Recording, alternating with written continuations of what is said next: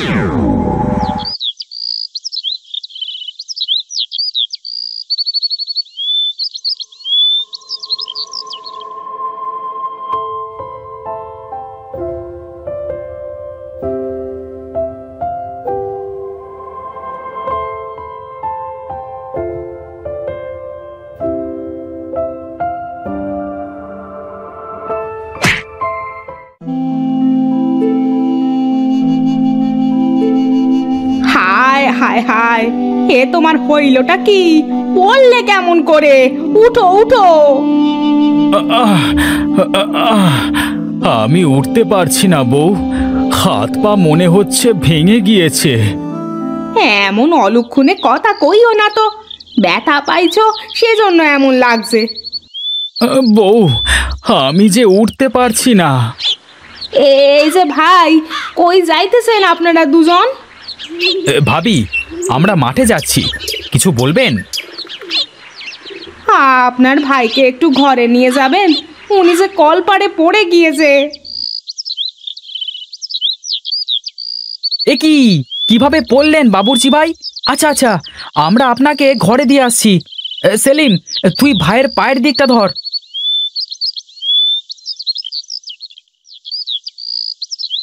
আমরা আসি তাহলে, হ্যাঁ? ওগো, তুমি ভয় পেও না, তোমার কিচ্ছু হবে না। এই জুথি, জুথি, কোথায় গেলি তুই? কি হয়েছে মা? এইভাবে ডাকছো কেন? দেখ না মা, তোর বাবা কল পারে পড়ে গিয়ে কেমন করছে। তুই একটু কবিরাজ ডেকে আনতো মা। খুব কষ্ট হচ্ছে তোমার বাবা, তুমি থাকো, আমি এক্ষুনি কবিরাজ ডেকে আনছি।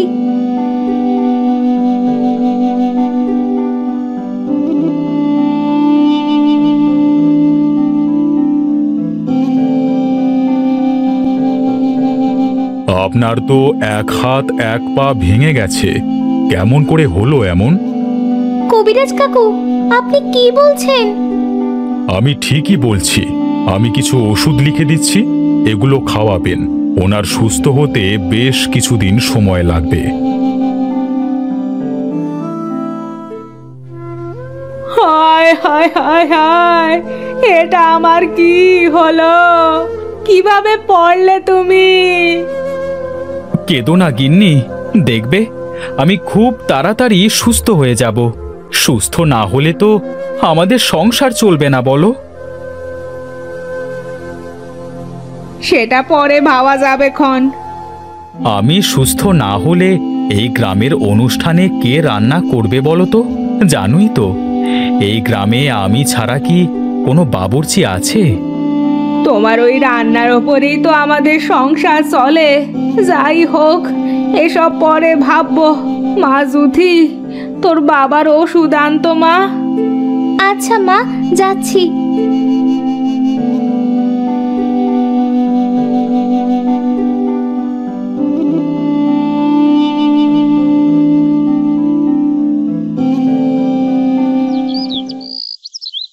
জুথি ওষুধের দোকান থেকে ওষুধ নিয়ে বাড়িতে আসে।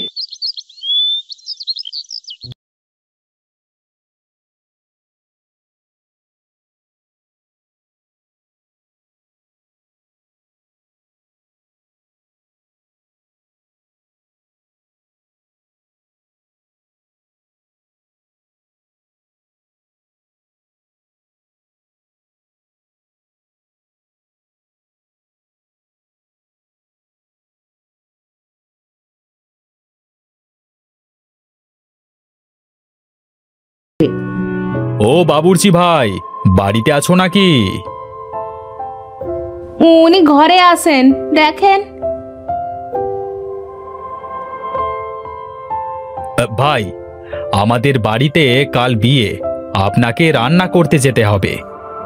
আমি রান্না করতে পারবো না ভাই, পড়ে গিয়ে আমার হাত পা ভেঙে গিয়েছে। এখন তাহলে কি হবে? কে রান্না করবে আমাদের বাড়িতে? এই গ্রামে তো আর অন্য কোনো বাবুর্চি। আমি তাহলে আসি, কেমন? অভি চলে যায়।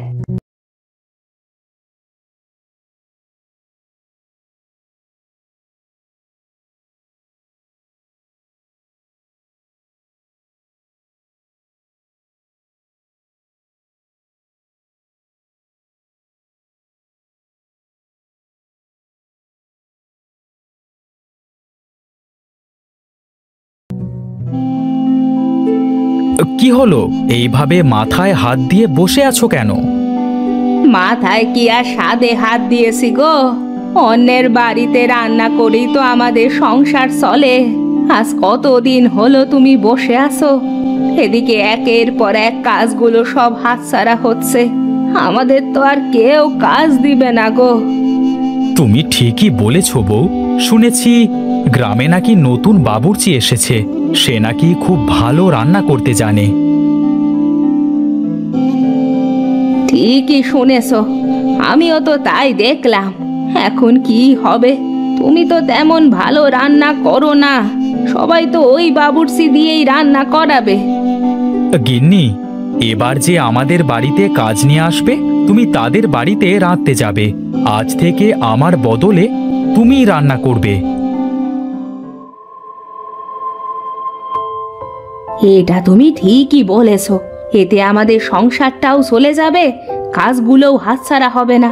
কিন্তু আমি কি রান্না করতে পারবো? অবশ্যই পারবে। বলি, বাড়িতে কেউ আছেন? কি বলবেন বলুন। কাল আমার মায়ের মৃত্যু বার্ষিকী, তাই বাবুর্চি লাগতো রান্না করতে। তা উনি কি বাড়িতে আছেন?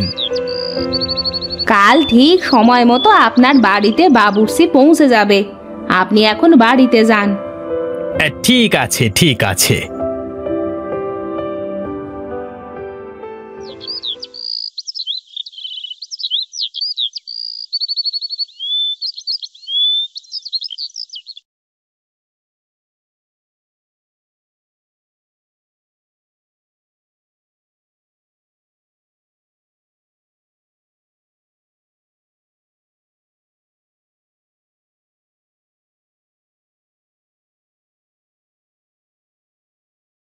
ছি ছি ছি ছি ছি, ওয়াক ফু!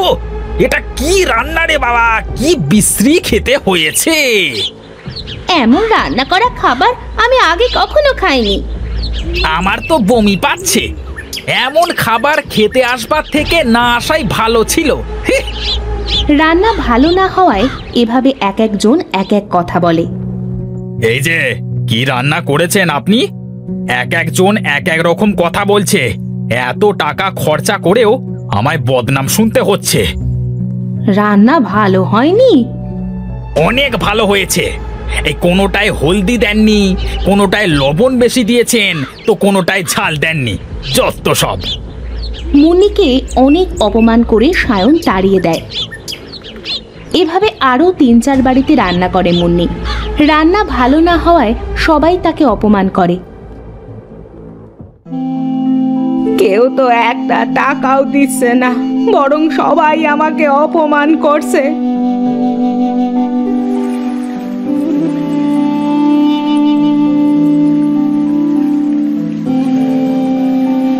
উনি রান্না করে যে টাকাগুলো পেয়েছিলেন সবগুলো তো শেষ হয়ে গেছে। বাড়িতে তো কোনো বাজারও নেই, কি যে করি এখন। মেয়েটা সকাল থেকে না খেয়ে আসে, উনার ওষুধ ফুরিয়ে গেছে। কাঁদতে কাঁদতে মুন্নি হঠাৎ একটা চিংড়ি দেখতে পায়। এই তো একটা চিংড়ি। এই চিংড়িটা তো বেশ বড়। চিংড়িটাকে বাড়িতে নিয়ে যাই, বাপ মেয়েকে রান্না করে দিব।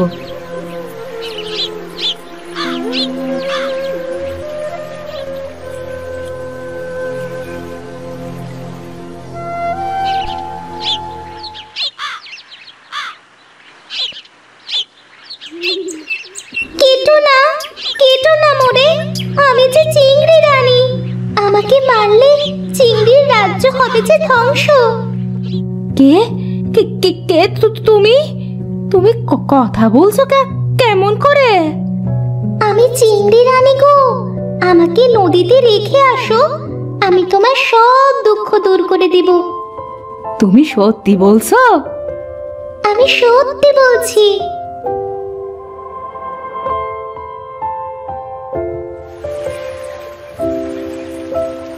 মুন্নি চিংড়ির কথা মতো চিংড়িকে নদীতে ছেড়ে দেয়। সাথে সাথেই চিংড়ি চিংড়ি রানীতে পরিণত হয়। ধন্যবাদ তোমাকে তোমাকে বাবুর্চির বউ, আমার কথা রাখার জন্য তোমার অনেক দুঃখ বলো। হ্যাঁ গো। তোমার দুঃখের কথা শুনে তো আমারই কষ্ট হচ্ছে। আমি তোমাকে 2টা মশলা দিচ্ছি। মশলা দিয়ে আমি কি করব? নীল কৌটোয় যে মশলাটা দেখছো, ওই মশলা তুমি যে তরকারিতেই দাও না কেন তা খেতে অনেক সুস্বাদু হবে। তাহলে লাল কৌটোর মশলা কি হবে? ওই মশলা দিয়ে তুমি গুড় চিংড়ি রান্না করবে। গুড় চিংড়ি? গুড় দিয়ে আবার চিংড়ি রান্না করা যায় নাকি? যায় যায়, গুড় দিয়ে চিংড়ি রান্না করে তুমি বিক্রি করতে পারবে। কেউ এই অদ্ভুত জিনিসটা কিনবে? কেন কিনবে না? তোমার হাতের এই গুড় চিংড়ি খেলে কারো অসুখ লাগবে না। এই গুড় চিংড়ি খেলে সকল রোগ চলে যাবে। রোগ? হ্যাঁ, রোগ। যার মন খারাপ থাকবে তার মন ভালো হবে, যার জ্বর থাকবে তার জ্বর ভালো হবে। যত রকমের রোগ আছে তোমার হাতের গুড় চিংড়ি খেলে সব সেরে যাবে। সত্যি বলছো চিংড়ি রানী? হ্যাঁ হ্যাঁ, সত্যি। আর একটা কথা, এই কৌটার 2টার মশলা কখনো ফুরাবে না।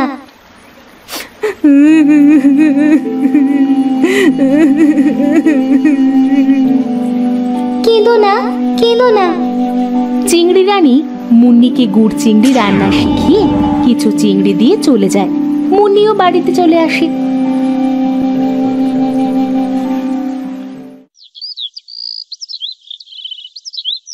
গুড় চিংড়ি তো রান্না করিনি আগে। বাহ, খুব সুন্দর সুবাস বের হচ্ছে তো। এটা ওনাকে খেতে দি।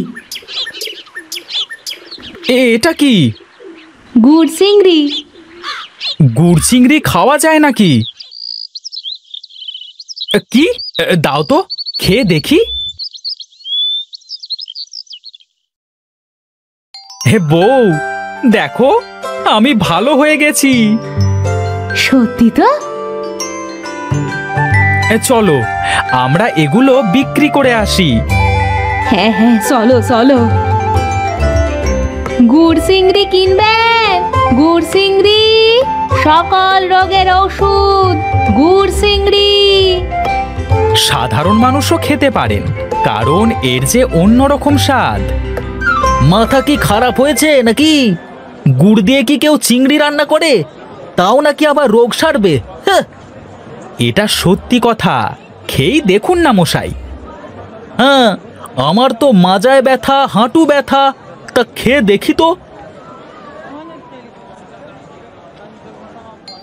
আরে, এ সত্যিই তো অসাধারণ খেতে গুড় চিংড়ি। আমার ব্যথাও মনে হচ্ছে কম হয়ে গিয়েছে। ধন্যবাদ আপনাদের, ধন্যবাদ। তাদের সকল গুড় চিংড়ি বিক্রি হয়ে যায়। সকলে গুড় চিংড়ির অনেক প্রশংসা করে। সকলের নানা রোগও দূর হয়ে যায়। ভালোই রোজগার হলো বলো। কাল থেকে আমি গুড় চিংড়ি বিক্রি করব। তুমি বাবুর্চির কাজ করবে। আমার রান্না তো ভালো হয় না। মশলা আছে তো।